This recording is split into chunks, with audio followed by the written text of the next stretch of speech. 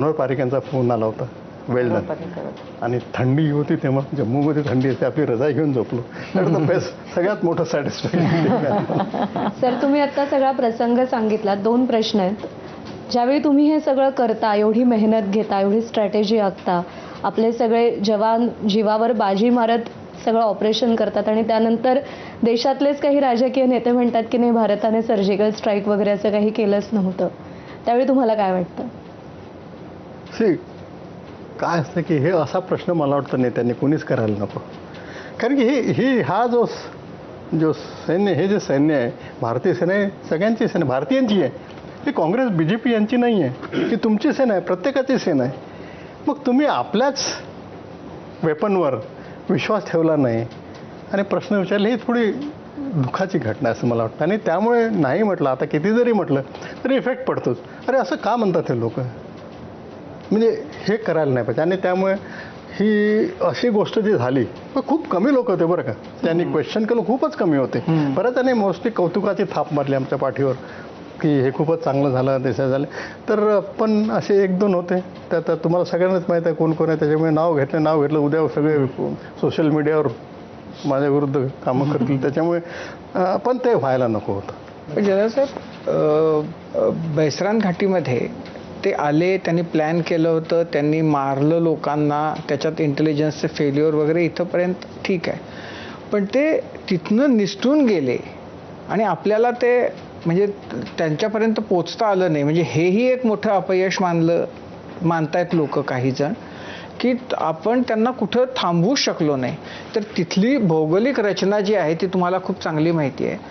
तर ते म्हणजे काय त्यांच्यासाठी ऑप्शन्स होते? आपण बसिरान घाटी जर बघितले तर बसिरान घाटीच्या महादेव हिल्सवरून असं येतात, एक असा खाली भाग येतो आणि तिथे दुसऱ्या बाजूला एक तराल म्हणून गाव आहे. आणि तराल गाव, त्याला माटेज व्हिलेज म्हणतात. प्रत्येक घराघरातून एक टेररिस्ट झालेलं आहे तिथे. ते बुरहान ऐकलं असेल, ते बुरहान वानी, हे सगळे प्रत्येक घराघरातून खूप सारे मारलेले त्याच्यामध्ये. आणि प्रत्येक घर मला वाटतं तिथलं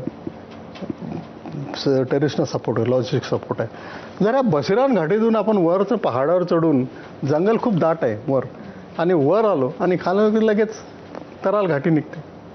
तराल घाटीमध्ये आणि आपण जायचं म्हणजे एका दिवसात ऑपरेशन नाही होऊ शकत, 2-3 दिवस लागतात. आणि कुठे करणार, काय माहिती आहेच का तिथे की नाही आहे.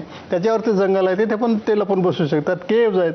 त्याच्यानंतर पुढे गेलं तर दचिगाम फॉरेस्ट आहे, त्याच्यानंतर बाल्टालची एरिया आहे. म्हणजे हे कुठेही जाऊ शकतात. म्हणजे यांना टेररिस्टना शोधणं म्हणजे it's like searching a needle in a हेस्टॅग.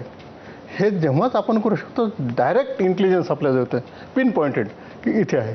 आणि ते इंटेलिजन्स येईल 100%. आय एम कॉन्फिडंट की ते इंटेलिजन्स येईल आणि तुम्ही पाहाल की या जे आतंकवाद्यांना आपण मारलं ते येईल, just a matter of time.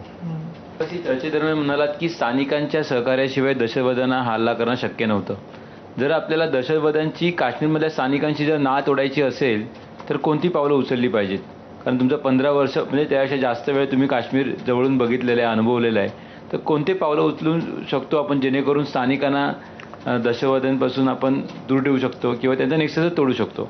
काही जे लोक आहेत ते कधीच बदली होणार नाही, त्यांना आपण काहीच करू शकत नाही. ठीक आहे, जी जनरेशन आहे आता, जी यंग जनरेशन आहे, म्हणजे जर 20 वरती आहे, तर त्यांनी हे सगळं पाहिलं आहे. पत्थरबाजी पाहिलेली आहे, आर्मी कशी ऑपरेट करते पाहिलेली आहे, टेरर्स पाहिलं आहे. त्यांच्या मनात टेररिस्ट एक देवमाणूस असल्यासारखं आहे.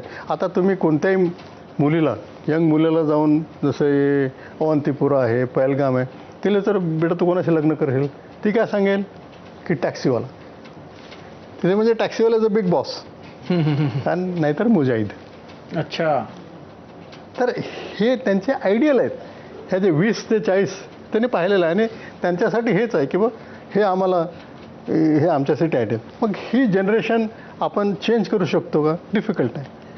आणि चेंज कसं करायचं ते एज्युकेशन. तुम्ही जर शाळेत जाल तर तिथे तुम्हाला शाळेमध्ये शिकवतात की हे हिंदू सब भाग जाते हैं और हिंदू के देश को हमने बचाया मुसलमानों ने.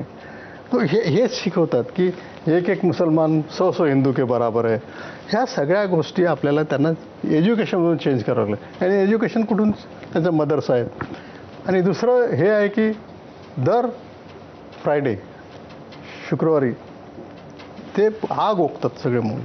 मग हे मौलवी जे आहेत, जेव्हा आपण मौलींना पगार देतो, आपण हे केलं पाहिजे, इन्शुअर केलं पाहिजे की बाई जे आपचे मॉडरेट विचाराचे मौलवी आहेत ते तिथे पाहिजे.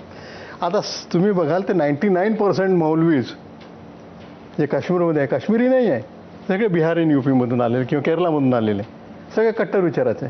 तर असे ठेवले पाहिजे की ते देशाच्या अखंडतेसाठी काम करणारे, तसा विचार असं पाहिजे. तर ह्या अशा बऱ्याचशा गोष्टी आहेत ज्यामध्ये आपण त्यांना चेंज करू शकतो. 2016चा सर्जिकल स्ट्राईक किंवा 2019चा एअर स्ट्राईक याच्यानंतर भारताच्या जनतेच्या आशा सध्या खूप उंचावलेल्या आहेत आणि पहलगाममधल्या या हल्ल्याला भारत कसं उत्तर देणार याची उत्सुकता आहे सगळ्यांमध्ये आणि त्याचबद्दल आपण चर्चा करतो.